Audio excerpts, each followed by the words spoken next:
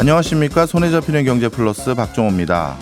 지리적으로 자국과 가까운 나라의 생산 공장을 옮기는 걸 니어쇼어링이라고 합니다. 투자한 기업은 생산 비용을 절감하고 투자받은 나라는 일자리가 늘어나는 장점이 있는데요. 최근 그 수혜를 톡톡히 보고 있는 나라가 있습니다. 바로 멕시코입니다. 미중 갈등과 높은 인건비로 부담스러워진 중국을 대체하고 미국의 인플레이션 감축법의 혜택을 누릴 수 있는 최적의 생산기지이기 때문입니다. 실제로 존슨앤존슨, BMW, 기아자동차, LG전자 같은 글로벌 기업이 앞다퉈 멕시코에 투자하고 있는데요. 멕시코는 이렇게 교육 환경이 바뀌면서 이득을 보고 있지만 그 반대로 큰 손실을 보는 나라들도 있습니다. 과연 어느 나라일까요?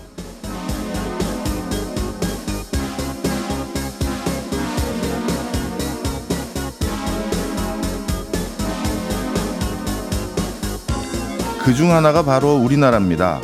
미국에 짓고 있는 기가와트급 대형 배터리 공장 중 절반 이상이 우리나라 기업입니다.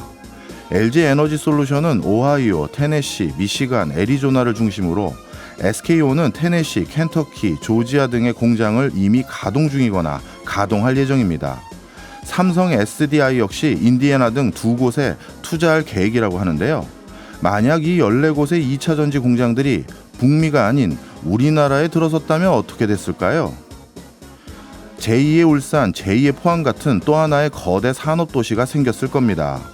만약 그랬다면 지역 균형 발전과 내수경제 위축도 어느 정도 완화되지 않았을까 싶네요. 5월 24일 수요일 박종호의 손에 잡히는 경제 플러스 광고 듣고 시작합니다. 과학적인 시선으로 세상을 관찰하는 이과식 경제 시간입니다. 오늘도 이독실 과학평론가와 함께합니다. 어서 오세요. 네, 안녕하십니까. 예, 오늘 저녁 6시 20분 정도로 제가 기억하고 있는데 드디어 누리호 3차 발사합니다. 네, 맞습니다. 예, 그래서 오늘은 우리 누리호 얘기 좀 한다고요. 네. 예, 제가 아주 초식부터 먼저 여쭤보겠습니다. 누리호는 뭐고 나로호는 뭐예요? 우리한테 나로가 너무 기억에 많이 남아있다 보니까 예. 사실 헷갈리고 전문가분들도요. 이름도 비슷합니다. 저만 그런 게 아니죠? 한 번씩 헷갈리긴 하는데 사실 나로호는 대한민국 최초의 우주 발사체인데 예. 우리나라에서 만들고 운용을 했지만 모든 걸 우리나라에서 만든 건 아니고요. 많은 분들이 기억하실 겁니다. 러시아와 공동 개발을 했습니다. 예. 그래서 러시아가 어떻게 보면 중요하다고 할 수 있는 1단 액체 연료 로켓을 개발을 했고요. 우리가 2단 로켓을 제작하고 당연히 이제 뭐 지상에 있는 여러 가지 시설부터 시작해서 모든 운용을 같이 한 거죠. 예. 그러면서 러시아가 저런 식으로 운용을 하는구나 이 노하우를 습득하는 단계로 갔었던 거고요. 예. 그래서 1차, 2차, 3차를 썼습니다. 아시겠지만 첫 번째는 페어링이 제대로 분리되지 않아서 실패했었고 두 번째는 이유를 모를 폭발로 이거는 이유를 아직도 알 수가 없습니다. 예. 시간이 되면 제가 좀 자세하게 설명할 수 있을 텐데 원래 로켓 발사의 이유, 그 실패 이유를 검증하는 것이 좀 어려워요. 세 번째 성공을 했습니다. 예. 그다음 이제 이 과정에서 우리가 당연히 놀고 있지 않았죠. 예. 그러면 이제 드디어 물론 중간부터 시작을 했습니다만 누리호라고 하는 것은 순수 국내 기술로 모든 엔진부터 시작해서 모든 것들을 다 우리가 만든 정말 100% 한국 우주 발사체가 누리호인 거고요. 이번이 세 번째 발사인 겁니다. 예, 나로는 쉽게 말하면 러시아의 합작품, 네. 누리호는 순수 우리 물건 네. 이렇게 보면 되는군요. 맞습니다.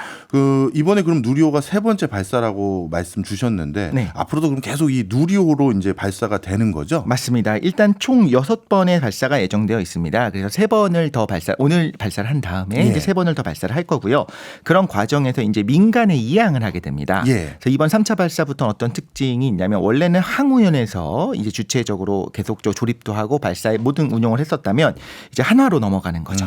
이제 한화에서 종합 체제 기업이 되면서 전체적으로 발사 노하우를 이번에는 뒤에서 참관을 하면서 들여다봅니다. 예전에 러시아가 그랬던 것처럼 말하자면 우리 이렇게 들여다보고 조립은 이번에 한화에서 주도적으로 했고 이제 앞으로도 계속적으로 한화에서 조립을 하게 됩니다. 그러면서 정부에서 시작했지만 이제 민간이 이양받아서 상업 운전을 할 수 있도록 이제 넘어가는 단계에 있다라고 보면 될 것 같습니다. 그렇군요.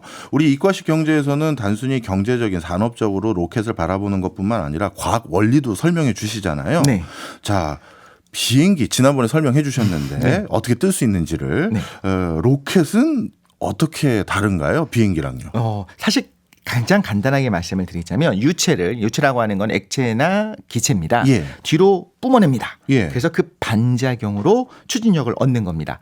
예를 들자면 유체를 공기를 뒤로 뿜어냈더니 뒤에 있는 공기를 미니까 앞으로 나가잖아요는 잘못된 설명이고요.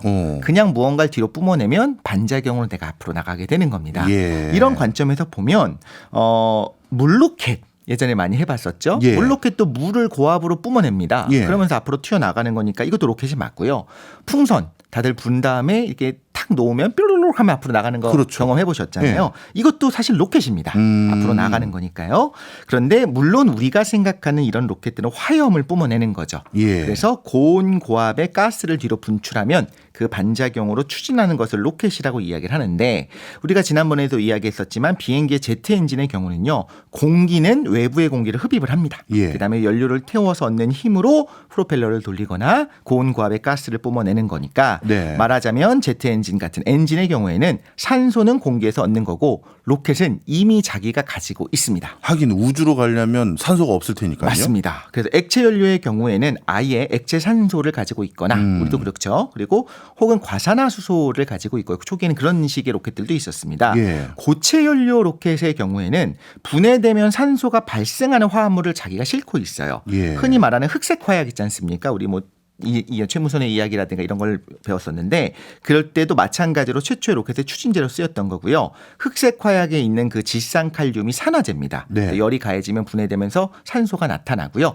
그 산소로 말하자면 황과 숯을 태우면서 가스를 분출해서 추진하는 것들이 이제 로켓이 되는 겁니다. 당연히 우주 공간에서 추진하기 위해서는 산화제를 스스로 산소를 가지고 있는 로켓이 필요한 겁니다. 아, 그렇군요.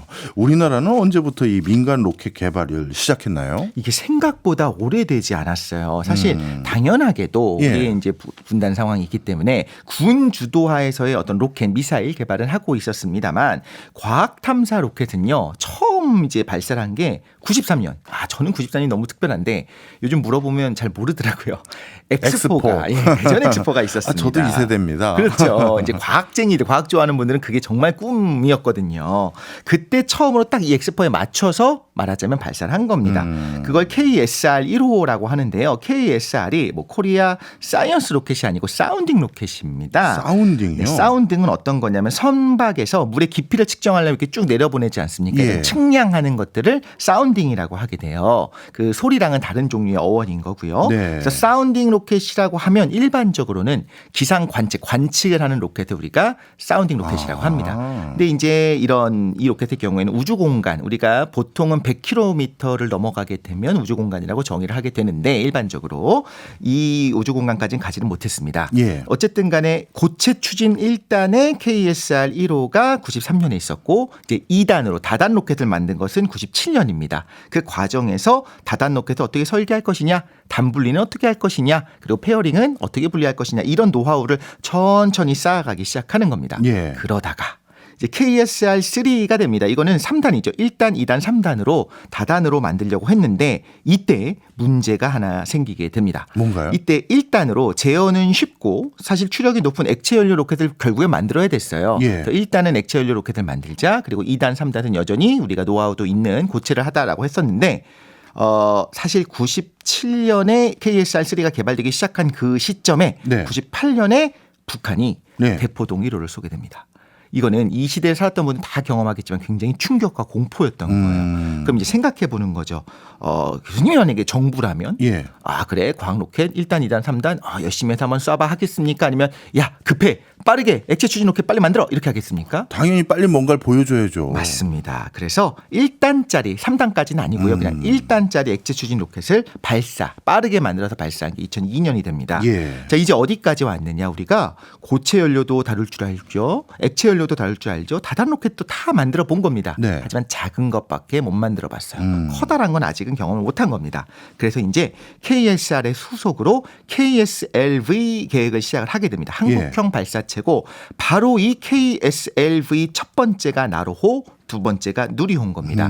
그러면 이제 대형 로켓을 만드는 게 필요해요. 네. 그럼 이제 상식적으로 생각을 해봤을 때, 예. 자, 맨 땅에 헤딩해서 만드는 건 어렵습니다. 아니 미국도 하고 소련도 하고 당시 소련, 근데 그 두 나라도요 사실은 독일이 만들었던 V2 로켓 이거의 후속으로 만들어진 겁니다. 그래서 성공했었던 길이 있으면 그 길을 따라가는 게 어떻게 보면 비용을 절감하는 길이거든요. 그렇죠. 그래서 대형 로켓을 어떻게 만들 것인가 하면서 이제 타진하기 시작합니다. 다른 예. 나라에 같이 공동 개발할 수 있을까? 그런데 이때 이제 국제적으로 사실 로켓 기술이라고 하는 것이 자칫하면 미사일 기술이 되지 않겠습니까? 그럼요. 우리가 북한의 로켓에 예민하게 반응하는 이유도 사실은 미사일일 가능성이 너무너무 높아서 그런 거잖아요. 예. 그래서 어떤 국제 협력으로서 로켓 기술을 판다.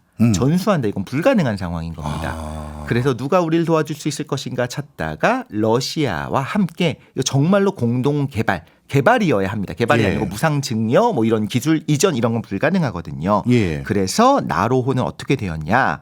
러시아와 협력으로 공동 개발을 하는데 일단 액체 연료 로켓은 러시아가 개발해서 제공을 하고요. 예. 그리고 2단의 고체 연료 그리고 위성 발사 운용한 이 모든 것들은 한국에서 혹은 공동으로 개발을 하기로 한 겁니다. 근데 결과는 1차 발사의 경우에는 아까 말씀드린 것처럼 페어링이 미분리됐습니다. 이건 우리가 페어링을 설계하고 만들었기 때문에 잘못된 부분이 있었던 거죠. 보완을 했고요. 2차는 공중 폭발을 일으켰는데 네. 이게 문제입니다. 2차가 폭발한 시점이 아직 일단 러시아가 만든 1단 액체 연료 로켓이 분사하고 있는 그 상황이었어요. 예. 그럼 당연히 1단이 문제다라고 생각을 하겠죠. 네. 그런데 러시아에서 뭐라고 얘기를 했냐면 1단과 2단을 연결을 해놓잖아요. 예. 2단에 말하자면 자폭 기능이 있습니다. 문제가 생기면 폭발시켜야 되잖아요. 예. 그게 오작동한 거 아니냐. 너희가 설계를 잘못한 거다. 그래서 옥신각신 티격태격 싸우고 막 굉장히 그때 이제 연구원들이 했던 말을 보면 격앙된 반응도 보이고 서로 막 이렇게 싸운 겁니다. 예, 예. 그러다가 결국에 뭐가 진짜인지는 밝히기가 상당히 어려워요. 왜냐하면 사라져 있잖아요. 그렇겠죠. 그렇죠. 그러니까 어떻게 했냐면 가능한 시나리오 두세 개 정도를 생각합니다. 예를 들 1단이 이런 문제가 있었을 가능성, 2단이 이런 문제가 있었을 가능성 그러면서 전부 다 보완하자. 이 모든 가능성을 보완하자 해서 당연히 3차 발사는 성공을 한 거죠. 예. 자, 그동안 누군가 이렇게 이야기합니다. 아니 러시아에서 가장 중요한 핵심 그 액체 연료 그거는 그냥 받은 거 아니냐. 예. 아닙니다. 당연히 말로 설명할 수 있는 부분 없는 부분 모든 걸 다 해서 많은 노하우들을 더 받았습니다. 그래서 그동안 놀고 있지 않았던 항우연에서도 계속 연구 개발을 하면서 30톤짜리 액체 연료 그 엔진도 개발을 했고요. 그 이후에 이제 누리호 프로젝트를 위해서 75톤 엔진도 자체 개발을 했습니다. 예. 그 다음 이제 우리가 누리호를 발사를 한 거죠. 예. 그런데 이제 아시다시피 재작년에 있었던 첫 번째 발사는 시험 비행입니다. 이거 굉장히 중요해요. 왜 그러냐면 지상에서 테스트하는 거는 한계가 있어요. 당연한 겁니다. 우리가 종이 비행기를 만든 다음에도 그다음에 날려봐야 결국엔 아는 거 아닙니까? 그럼 지상에서는 한계가 있기 때문에 테스트를 해야 됩니다. 결국에는 쏴봐야 된다는 거죠. 예. 그래서 처음 쐈었던 게 일단 재작년에 발사가 됐던 겁니다. 그래서 처음에 항우연에서 굉장히 부담스러워했어요. 아 제발 관심을 좀 덜 가져줬으면 좋겠다. 이거는 그냥 테스트 비행이다. 네. 그래서 만약에 문제가 생기더라도 비정상 비행으로 해줘라. 근데 이거는 분명히 아니라 제가 면면히 살펴보면 맞는 말이에요. 예. 올라가 봐야 알죠. 음. 그랬는데 그때 실제로 3단 연소가 조기 종료가 됐죠. 예. 그래서 속도가 부족했기 때문에 인공위성의 궤도에 올라가는 건 실패를 했습니다. 근데 이유를 알아냈어요. 그때까지 우리가 상상하지 못했던 이런 문제가 실제 운용 과정에서 있을 수 있구나라는 걸 깨달은 겁니다. 그래서 두 번째 보완한 작년에 2단 로켓은 두 번째 나로 2호는 성공을 했고요. 예. 첫 번째는 위성 모사체 처음부터 위성이 아니었습니다. 예. 가짜 더미 위성을 실었던 거고 두 번째는 성능 검증 위성을 실었던 거고요. 예. 세 번째 이번 3차는요. 정말 중요한 게 이제 진짜 손님 태우는 겁니다. 그래서 정말 실용 위성을 발사를 하는데 물론 어떻게 보자면 위성이 그렇게 중요한 건 아닐 수도 있어요. 지금 상황에서는 뭐가 예. 중요하냐. 실용 위성 진짜 실기 시작했고요. 이 위성도 어떤 게 있냐면 정말 러시아 로켓을 통해서 쏘려고 했는데 러시아가 지금 상황이 이렇잖아요. 예. 그래서 어떻게 쏘지 어떻게 해야 되지 고민하고 있다가 누리호를 사용해서 쏘게 되는 겁니다. 정말 클라이언트가 맞고요. 예. 이런 상황에서 우리가 대외적으로 우리 이제 상용 로켓 발사 시작하고요. 여러분 줄 서세요. 우리 돈 내면 우리가 실어줄 수 있습니다. 이런 것들을 세계적으로 알릴 수 있는 계기가 되는 거기 때문에 굉장히 중요하다라고 할 수 있겠습니다. 예, 말씀을 듣고 보니까 중요한 건 알겠는데요. 네. 로켓 만들기가 그렇게 어렵습니까? 예를 들어서 네. 우리보다 일견 기술력이나 경제력이 낮아 보이는 이란, 인도, 심지어 북한도 네. 뭔가 로켓을 잘 올리는 것 같은데 뭐 어떤가요? 사실은 많이 실패를 해도 된다라고 하고 예. 어마어마한 돈을 주고 예. 그렇게 한다면 어느 정도 가능할 수도 있을 겁니다. 그런데 우리는 항상 또 투명하게 개발하는 관계 이런 것들이 좀 쉽지 않은 부분이 있고요. 예. 아무리 우리가 머리를 짜낸다고 하더라도 예. 생각보다 로켓이 조용히 가는 것이 아니라 아마 보신 분은 아실 겁니다. 이번에도 18분 정도 지나면 이게 최종적으로 됐는지 안 됐는지 알 수 있고 사실 13분만 지나도 대충 이응각이 나와요. 예. 그 우주 궤도까지 13분 만에 올라간다. 엄청난 진동과 어마어마한 힘이 가해지는 겁니다. 예. 그거는 해봐야 되는 거죠. 그렇군요. 머릿속에 있는 거랑 다른 거고요. 예. 그래서 발사체만 우리가 집중하는 경향이 있는데 네. 부품을 제작하고 조립하고 시험 검증을 하는 방법이 다 노하우입니다. 그래서 이런 실험들을 하는 것까지 지금 하고 있는데 어떻게 보면 그래서 러시아와 같이 공동 개발을 한 건데 제가 느끼기엔 이런 겁니다. 노련한 지도 교수님을 모시고 논문을 쓰는 대학원생인 거예요. 자기가 직접 하나하나 쓰는 것보다는 그거 괜찮아. 한번 해봐. 이거 괜찮겠는데 연구해봐. 이렇게 지도 교수님이 있으면 네. 훨씬 더 수월하게 습득할 수가 있겠죠. 그렇군요. 그래서 이렇게 지금까지는 잘했는데 제가 볼 때는요. 한국의 로켓 개발은 당연하고 최적화된 수순을 밟고 있는 게 맞습니다. 가장 접근하기 쉬운 고체 연료 로켓에서 시작을 했죠. 다단 기술, 페어링 기술, 소형 액체 연료 로켓 기술을 습득했고 그다음에 이제 대형 로켓을 발사하기 위해서 이 샘플을 러시아로부터 받았고 다당 운영 노하우도 받았고 발사장을 어떻게 건설할 것인가, 성능 테스트는 어떻게 할 것인가, 발사 운용은 어떻게 할 것인가, 전자제어 우리가 했고요. 센서 분석 이런 것도 다 우리가 했습니다. 이런 기술들이 없었던 걸 처음부터 만들어서 모든 것들을 얻었다. 라고 할 수 있을 것 같습니다. 네. 이제 누리호 얘기를 좀 본격적으로 해보려고 합니다. 네. 이번 3차 발사의 목적은 그러면 그동안 했던 걸 계속 한 번 더 고도화해서 실험해보자 이 정도 차원이라고 이해하면 되나요? 그거보다는 예. 이제는 시험 발사 끝났고요. 이제 정말 손님 태워서 가겠습니다의 개념이 맞는 것 같습니다. 지금까지는 정말 테스트 드라이브였다면 이제 정말 손님 태우고 가는 거고요.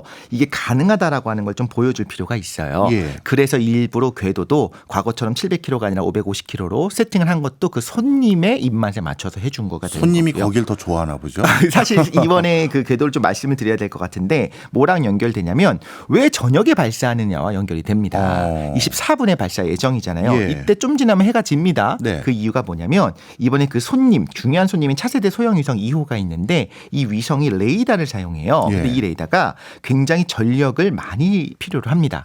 그 말은 계속 햇빛을 받아야 된다는 거예요. 예. 그럼 우리가 당연한 얘기를 한번 해볼게요. 한낮에 우리 대한민국 상공을 지나갑니다. 그러면 90분마다 한 바퀴를 돌거든요, 지구를요. 예. 조금 지나면 저기 밤으로 들어가겠죠. 예. 햇빛을 못 받는 지역에 가는 겁니다. 그걸 막기 위해서 언제나 해를 받기 위해서는 어떤 궤도를 돌아야 되느냐. 해가 지기 직전 혹은 해가 뜨거나 지기 직전에 딱 그 경계를 따라 인공위성이 움직여야 돼요. 예. 그래서 요 궤도를 우리가 좀 이름도 예뻐요. 여명 황혼 궤도라고 합니다. 여명과 황혼 황혼의 사이를 궤도. 아슬아슬하게 가면서 네. 계속 햇빛을 받을 수 있는 당연하게도 거길 가려면 해가 지기 전이나 뜨기 직전에 쏴야겠죠. 예. 한낮에 쏘면 안 되겠죠. 그래서 그거에 맞춰서 시스템을 지금 짜놓은 거고요. 예. 또 3차 발사의 목적 중에 하나는 이제 민간으로 이양하는 거 아까 말씀드린 것처럼 우리가 정부에서 다 가지고 있는 게 아니고 정말 상업적으로 이거 활용할 겁니다라고 하는 거를 공표하는 것들도 중요한 역할 중에 하나입니다. 네. 그러면 방금 말씀 주셨던 여명 황혼 궤도에 들어가면 24시간 태양빛을 통해서 어떻게 보면 인공위성이 상당 기간 동안 자체적으로 전력을 생산하면서 가동할 수 있는 그런 시스템에 올릴 수 있는 발사체. 그렇죠. 이걸 우리가 갖췄다. 이걸 알려주는 거군요. 그렇죠. 다른 나라에도 알려주는 겁니다. 여러분 원하는 거 우리가 쏴줄게요. 맞춰서 예. 쏴줄게요라고 이야기하는 거죠. 현재 이런 서비스 또는 이런 발사체를 통해서 원하는 거 올려주겠습니다라고 할 수 있는 나라가 몇 나라나 돼요? 꽤 많이 있기는 합니다. 네. 그리고 사실 단가 자체도 차이가 나요. 예. 그런데 이런 말씀은 꼭 드려요. 두 가지 개념이 있는데 예를 들면 아까 말씀드린 것처럼 원래 우리 인공위성 업체가요. 정말로 러시아의 로켓 소유주를 많이 사용했습니다. 그런데 상황이 이렇게 되니까 못 쏘는 상황이 벌어진다라는 겁니다. 특히나 또한 우리가 이제 지정학적 위치가 있지 않습니까? 민감한 좋은 레이더나 해상도 좋은 렌즈를 사용한 군사 위성을 쏜다라고 했을 때 다른 나라에서 어디서 쏘는지 다 볼 수 있잖아요. 이런 것들을 우리의 국익을 위해서 필요한 것들을 우리의 발사체로 쏠 수 있다. 이것도 굉장히 중요한 개념 중에 하나가 되겠죠. 예. 방금 쭉 말씀 주신 걸 봤더니 정말 주도 면밀하게 로켓 발사를 준비해 오고 그거에 대해서 기술도 연마해 왔는데 네. 발사 성공 여부를 가르는 변수는 이거 말고도 많은 것 같아요. 뭐 날씨 안 좋으면 못 올리고 네. 또 뭐가 있습니까? 사실 이제 비까지는 괜찮은데 바람이 당연히 많이 불고 혹은 번개가 치는 경우는 위험할 수가 있습니다. 또 하나는 로켓이라고 하는 게 아까 폭발 사고가 났는데 왜 그런지 원인을 밝히지 못했다고 했잖아요. 예. 그러니까 이게 정말 극한 상황에서 동작을 하다 보니까 되는데 혹은 안 되는데 왜 안 되는지 알기가 힘들 때들이 있어요. 그래서 어느 정도 기도하는 마음으로 그리고 한 번 되면요. 우리가 자동차처럼 하나하나 부위를 다 테스트하는 것이 아니라 예. 이게 됐었네? 그럼 여기를 큰 줄기에 벗어나지 않는 선에서 말하자면 약간 비틀비틀거리면서 완성된 걸 조금씩 개량하면서 나가는 거니까 좀 진화가 생각났어요. 진화가 예. 최선의 것을 그냥 한 번에 딱 이뤄지는 게 아니라 비틀거리면서 달라지잖아요. 그렇게 가는 식으로 가기 때문에 우리가 좀 조용한 응원을 보내야 될 때가 아닌가 싶습니다. 뭐 제가 악담하는 건 절대 아닌데요. 짧게 만약에 이번 발사가 지연되거나 정말 만약에 실패한다면 우리가 이걸 어떻게 받아들여야 될까요? 사실은 실패를 통해 배우는 게 더 많다고 생각합니다. 예. 마음이 아프죠. 그럼에도 불구하고 더 많은 노하우, 뭐가 문제인지를 알고 더 완벽을 기할 수 있다고 생각하고요. 나중에 값비싼 위성을 탑재하거나 외국의 위성을 탑재하거나 사람 태운 다음에 문제가 생기는 것보다는 훨씬 더 좋은 것이 차라리 지금 미리 문제를 아는 것이 아닌가 싶습니다. 감사합니다. 지금까지 이독실 과학평론가였습니다. 고맙습니다. 감사합니다. 저희는 광고 듣고 2부로 돌아오겠습니다. 억울한 일 당하셨습니까? 저희가 풀어드리겠습니다. 법으로 돈 문제 해결해드리는 억울한 경제 시간입니다. 오늘은 법무법인 로인의 조세영 대표 변호사와 함께합니다. 어서 오세요. 안녕하세요. 조세영입니다. 예, 오늘은 사실 그동안 청취자 여러분들이 보내주신 질문들 우리가 사실 답도 다 못 드린 게 너무 많잖아요. 그래서 어떻게 보면 그동안 무풀에 대한 대답을 드리는 타임이다 이렇게 보시면 되겠습니다. 그동안 다양한 거 물어봐달라고 부탁은 드렸는데 해결을 못 해드렸는데 오늘 전부 다 몰아서 하나하나 알려드리도록 하겠습니다. 방송 들으시면서 청취자분들도 상담 더 추가적으로 받아보실 수 있습니다. 무료로 이용하실 수도 있고요. 그다음에 MBC 스마트 라디오 미니나 짧은 건 50원, 긴 건 100원의 정보 이용료가 드는 유료 문자 샵 8001번으로 억울한 사연 보내주시면 우리 조세영 변호사님께서 해결해 드립니다. 자, 먼저 지난주로 제가 기억을 하는데요. 지지난주였나요? 네. 가장 최근 다뤘던 형제간 상속 관련한 질문부터 한번 해결해 보도록 하겠습니다. 네. 당시 9669님께서 이런 사연 보내주셨는데요. 제가 한번 읽어봐 드릴게요. 30평 아파트 한 채에 있는데 남동생과 둘이 공동 명의를 했어요. 그냥 줘도 되지만 남동생이 그 집 수리해서 결혼을 하고 신혼집으로 쓰고 있는데 처갓집은 동생 집인 걸로 알고 있나 봐요. 처음엔 저도 좋은 마음이었는데 아무 말도 없이 동생 임의로 하니까 조금 기분이 나빠지네요. 3년 지났는데 굳이 나눈다면 배분은 가능한가요? 라는 질문 주셨습니다. 네, 명의상 공동 명의로 되어 있고 실제 매매대금 투자도 반반씩 하셨다면 당연히 그 아파트의 2분의 1 지분만큼 소유권을 가지고 계신 겁니다. 상속을 받으셨어도 마찬가지고요. 따라서 당연히 소유권 주장 가능하시고요. 동생 쪽에서 나누기를 거부한다면 법원에 공유물 분할 청구 소송을 제기할 수 있습니다. 토지가 아니라 아파트이기 때문에 현물로 나눌 수는 없고 이 경매로 넘겨서 돈으로 분할받게끔 되어 있거든요. 근데 이런 사건 같은 경우는 막상 소송이 시작되면 경매에 넘어가는 것이 서로 손해를 보는 구조이기 때문에 그렇겠죠. 조정이 될 가능성도 큽니다. 그렇군요. 알겠습니다. 도움되셨으면 하는 바람이고요. 김혜성님은 이런 질문 주셨네요. 부모님을 부양하다가 부모님께서 돌아가셔서 부모님이 사시던 집을 헐어서 제 자비로 집을 지어 30년째 살고 있습니다.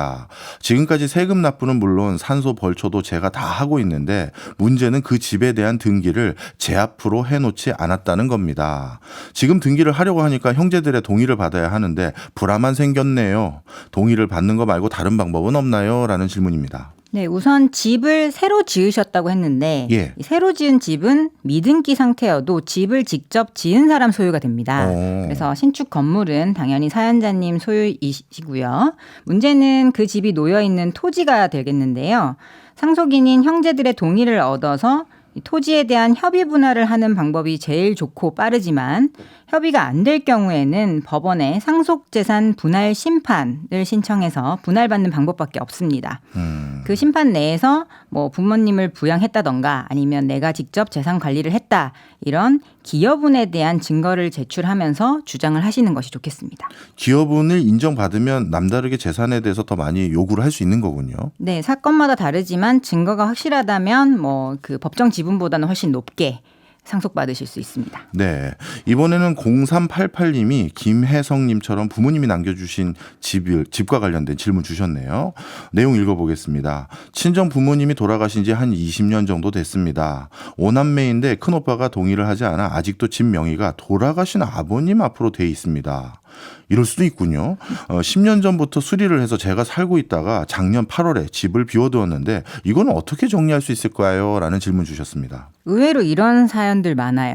돌아가신 분 이름으로 대놓고 이제 정리가 안 되는 거죠, 등기가. 근데 이 사안은 앞의 사연과는 달리 토지와 집까지 모두 고인이신 아버님 명의로 되어 있는 경우입니다. 그래서 집과 토지에 대한 상속 협의가 안 된다면 역시나 상속재산 분할 심판 청구를 해서 분할하시는 방법이 유일한데요. 이때는 5남매라고 하셨기 때문에 이 5남매의 전부가 당사자가 돼야 됩니다. 예. 그래서 청취자님께서 신청을 하신다면 나머지 4명을 피신청자로 지정을 해서 재판을 시작하셔야 됩니다. 그렇군요. 이번에는 6533님 질문 한번 같이 나눠보겠습니다. 사실 저도 제 주변 지인이 이거 꼭 변호사님 뵈면 여쭤봐달라고 물어봐달라고 부탁한 거거든요. 남편과 사별했을 경우 시부모님 사망 시 상속을 받을 수 있을까요? 라는 내용입니다. 네, 청취자분께서 아직 재혼하지 않은 경우에는 돌아가신 남편분의 처로 남아 계신 거거든요. 예. 그래서 남편의 부모님이 돌아가시면 이 남편이 받을 수 있었던 상속분을 청취자님과 또 자녀분이 있다면 자녀분까지 함께 그 몫만큼 상속을 받을 수 있습니다. 이것을 대습 상속이라고 부르는 상속 형태인데요. 만약에 청취자분께서 이미 재혼을 하신 상태라면 청취자분은 상속인이 될 수는 없지만 전 남편 소생의 자녀분들이 있다면 그 자녀분들이 대습상속을 받을 수 있습니다. 그렇군요. 2114님께서는 이런 질문 주셨습니다. 부모 중 한 분이 계부나 계모일 때 그분의 재산을 제가 상속받을 수 있나요? 라는 질문입니다. 네, 계부 또는 계모는 따로 입양 절차를 밟지 않는 한 이 청취자분과 부모 자식 관계가 아닙니다. 별도로 입양 절차를 거쳐서 내가 이 아이를 입양을 할 경우에만 부모 자식 관계를 형성하는 것이고요. 그때서야 부자, 모자 관계가 되는 겁니다. 보통은 그냥 결혼만 하지 그렇게 입양 절차까지 잘 밟지 않기 때문에 계부나 계모 소유의 재산은 상속받을 수 없는 것이 일반적이라고 보시면 됩니다. 아, 그렇군요. 예, 이번에는 주제를 바꿔서요. 전세 사기와 관련된 질문 들어온 거 진행해 보도록 하겠습니다. 0165님께서 질문 주신 내용인데요. 아마 요즘 가장 많이 비슷한 걱정하는 분들 많으신 주제인 것 같은데요. 저희 딸이 빌라 전세 사기꾼이 계약한 집에서 전세를 살고 있는데 만기가 됐습니다. 그런데 나가지도 못하고 속만 끓고 있네요. 어떻게 해야 하나요? 라는 질문입니다. 이거 문제가 너무 커서 제가 드릴 말씀이 너무 많지만 일단 요약해서 핵심만 말씀을 드리겠습니다. 이 청취자분께서 어느 정도 절차를 진행하셨는지는 모르겠는데 일단은 1순위 세입자라면 집이 경매가 넘어가더라도 보증금을 다 돌려받기 전에는 계속 거주할 수 있는 대항력이 있습니다. 예. 그거는 우선 다행인 점이고요. 아직 경찰에 사기 피해자로 등록이 되지 않았다면 사기로 별도로 고소를 하시는 것이 중요합니다. 경찰에 고소하는 거를 배째라 하면 소용없다라는 식으로 치부하시는 분들도 계신데 적어도 현재 시점에서는 그게 아니에요. 예. 왜냐하면 경찰에 고소를 해야 내가 사기 피해자의 지위에 있다라는 것을 입증할 수 있습니다. 지금 내일 중으로 처리하겠다고 하는 전세 사기 피해 구제를 위한 특별법 초안에도 보면 이 피해 구제 대상을 선정하는 데에 사기 사건이 진행 중이어야 한다라는 것이 또 하나의 요건으로 나와 있기도 하거든요. 그래서 형사 고소를 해서 또 얻을 수 있는 이익이 또 있는데요. 이게 집주인 말고도 다른 공범들이 있을 수 있습니다. 예. 그래서 컨설팅 업자나 중개인 등 배후에 있는 공범들이 밝혀지면 그들 모두로부터 손해배상을 받을 수 있는 장점이 있습니다. 형사건 없이 민사로만 진행하면 집주인에게만 보증금을 청구할 수 있는 것과는 굉장히 달라지는 거죠. 그리고 그 외에 민사 절차도 밟으셔야 되는데 뭐 경매가 진행될 때 직접 낙찰받는 방법도 있긴 있습니다. 그리고 이사를 나가셔야 하는 상황이라면 반드시 임차권 등기 해놓고 나가셔야 됩니다. 저도 사실 동네 파출소 말고 경찰서나 사실 법원도 한 번도 안 가봤거든요. 그런데 이 고소하고 그러면 뭐 돈이 또 드는 게 있나요? 그렇지 않습니다. 고소는 별도의 비용이 전혀 들지 않고요. 다만 고소장을 조금 깨끗하게 작성을 해서 내는데 이제 어떤 비용을 들여서 작성을 맡기실 수는 있겠죠. 아, 그렇군요. 알겠습니다. 이번에는 0272님의 질문 한번 나눠보겠습니다. 전세 재계약 시기가 왔는데요. 저희가 계약했던 2년 전보다 전세 시세가 1억 원 정도 떨어졌습니다. 혹시 재계약할 때 전세금 내려달라고 주인분에게 얘기해도 될까요? 그리고 이렇게 전세금을 깎아달라고 주인에게 부탁하는 경우도 있을까요? 라는 질문입니다. 결론부터 말씀드리면 충분히 가능합니다. 네. 요즘 역전세라고 해서 전세 시세가 떨어지면서 집주인들이 기존에 거주하고 있는 세입자에게 일부 보증금을 도로 내주거나 예. 아니면 목돈을 못 내줄 상황이면 그 세입자가 내고 있는 전세대출금 이자를 대신 내주기도 하는 일이 실제로 일어나고 있거든요. 그래서 집주인이 차액을 만약에 못 내준다고 하면 당연히 기존에 살던 세입자분은 그 기존의 보증금 전액 받아서 다른 집 좀 저렴하게 이사를 가면 될 일이고 새로 들어오는 세입자를 구하더라도 떨어진 전세가에 맞춰서 구할 수밖에 없기 때문에 현재 상황은 어느 보로 보나 집주인이 좀 아쉬운 상황이라고 보시면 돼요. 예. 그래서 청취자분의 상황은 전세가가 1억 정도 떨어졌기 때문에 우선 집주인에게 1억을 낮춰달라 하면서 1억을 돌려달라고 얘기를 해보시고 집주인이 당장 여력이 안 된다라고 하면 재계약하는 그 기간 동안 뭐 내가 감당해야 되는 전세대출 이자 정도의 월세를 따로 받으시는 방법도 있습니다. 네.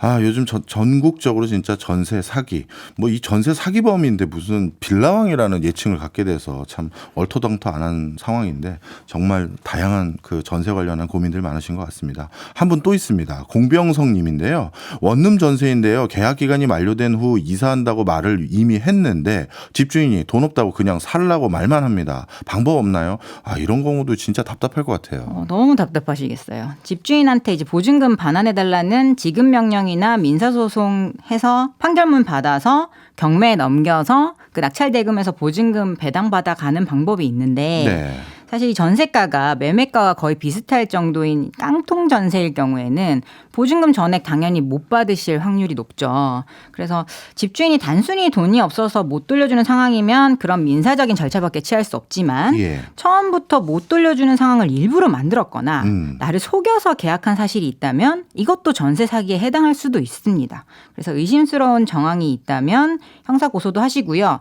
또 곧 통과될 예정인 이 특별법 내용도 살펴보시고 혹시 내가 신청할 수 있는 혜택이 있는지 살펴보시고 또 신청도 별도로 하시는 것을 권해드리겠습니다.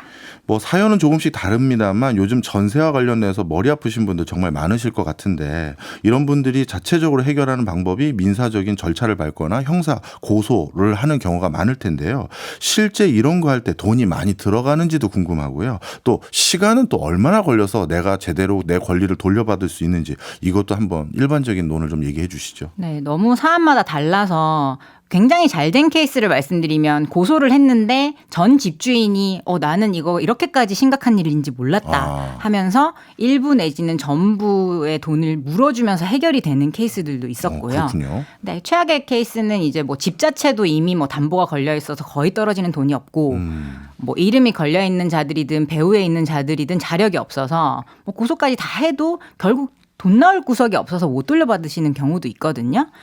비용 같은 경우에는 변호사를 선임하시게 되면 좀 비용이 많이 들겠지만 예. 뭐 고소나 일반적인 민사 청구 같은 경우에는 직접 하셔도 큰 무리가 없기 때문에 비용은 많이 안 들 수 있으나 기간은 진짜 좀 많이 보셔야 돼요. 6개월에서 1년까지 이상도 1년이요? 걸리기도 하기 때문에 사실 처음부터 좀 이런 일에 휘말리지 않는 게 베스트라서 예방법 많이 숙지해 보시고 이미 사건 터지신 분들은 좀 정부에서 지원하는 상담센터 같은 게 많이 있기 때문에 예. 그쪽으로 많이 연락해 보시면 좋을 것 같습니다. 알겠습니다. 이번에는 이혼 시 부동산 분할과 관련된 질문들 좀 드려보도록 하겠습니다. 1830님이 해주신 질문인데요. 결혼할 때 집을 와이프 명의로 했는데 돈은 제가 다 냈습니다. 이럴 때는 어떻게 재산 분할이 가능한가요? 라는 내용입니다.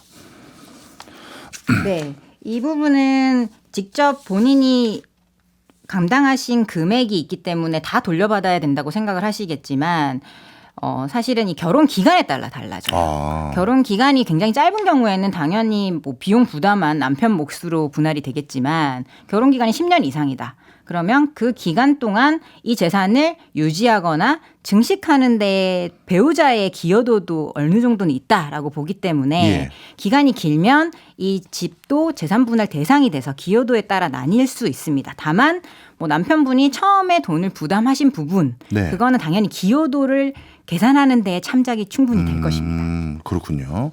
이번에는 1182님이 친정 엄마께서 돌아가셔서 저한테 땅을 증여했어요. 설마 이 땅도 이혼할 때 나눠야 하나요? 라는 질문입니다. 네, 일반적으로 상속이나 증여받은 재산은 특유재산이기 때문에 받으신 아내분 개인 재산이 되고 이혼 시에도 재산 분할 안 하셔도 됩니다. 하지만 이 경우도 앞선 경우와 좀 비슷한데요. 상속이나 증여를 받은 때로부터 기간이 아주 많이 지난 후에 이혼하게 되면 네. 그때는 일부 분할될 여지도 있어요. 그래서 그 기간 동안 뭐 또 유지하는 데 기여가 있기 때문이라고 보기 때문인데요. 청취자분의 어머니가 만약에 최근에 돌아가셔서 상속받으셨다면 분할 안 할 수 있습니다. 그렇군요. 이번에는 5976님 질문입니다. 제 주변 지인도 이 비슷한 질문 꼭 물어봐 달라고 하셨거든요. 재산도 중요하지만 궁금한 건 남편 회사에서 결혼하면서 지금까지 일하면서 월급을 받은 적이 없습니다. 무급근로 하신 것 같아요. 무급 가족근로. 달라고 해도 혼자 잘 먹고 살려고 하는 거냐 하면서 안 준다고 합니다. 제 나이 60대 초반입니다. 이혼을 하면서 그동안 못 받은 월급을 받을 수 있을까요? 라는 질문입니다. 요거는 근로자로서의 지위 또 아내로서의 지위 둘로 나눠서 말씀을 드려야 될 것 같은데요. 우선 근로자로서 월급을 달라고 할 수 있는 임금 채권은 3년간 행사하지 않으면 시효 소멸됩니다. 그래서 최근 3년간 임금은 근로자로서 청구하실 수 있겠고요. 아내로서는 회사의 일에 오랜 기간 기여한 것이기 때문에 이혼할 때 남편이 소유하고 있는 회사 지분에 대한 재산 분할을 청구할 때 큰 영향을 미칠 수 있습니다. 예. 그래서 재산 분할 잘 받아서 이혼하는 쪽이 좀 더 이득이 되실 것 같은데 뭐 계속해서 내가 회사 일에 종사해 왔다는 것을 입증할 수 있는 증거들을 많이 확보해 두실수록 좋겠습니다. 예. 이게 저 법률적인 상식이 제가 부족해서요. 시효 소멸. 이거 참 억울할 것 같거든요. 이분 같은 경우는 60대 초반이니까 상당 기간 그 일을 하셨을 걸로 보이는데 이렇게 최근 3년간이나 이런 것들만 가지고 인정을 법원에서 해주는 그런 이유가 있나요? 아무래도 법적 안정성 때문이겠죠. 예. 그래서 뭐 일반 민사 채권의 경우는 10년, 뭐 짧게는 물품대금이나 이런 거는 1년까지도 있기 때문에 그 부분은 잘 숙지하셔야 되겠습니다. 알겠습니다. 그러니까 자기가 부당한 일을 당하면 미리미리 그걸 요구하는 게 제일 중요한 거군요. 예. 알겠습니다. 야, 아직도 질문을 다 받지도 못했어요. 다음에 또 몰아서 한번 쭉 해주시길 부탁드립니다. 네. 지금까지 조세용 변호사였습니다. 고맙습니다. 감사합니다. 지금 나가고 있는 노래는 엘튼 존의 로켓맨입니다. 순수 우리 기술의 발사체가 성공하길 기원하면서 선곡해봤습니다. 저는 내일 11시 5분에 다시 인사드리겠습니다. 고맙습니다.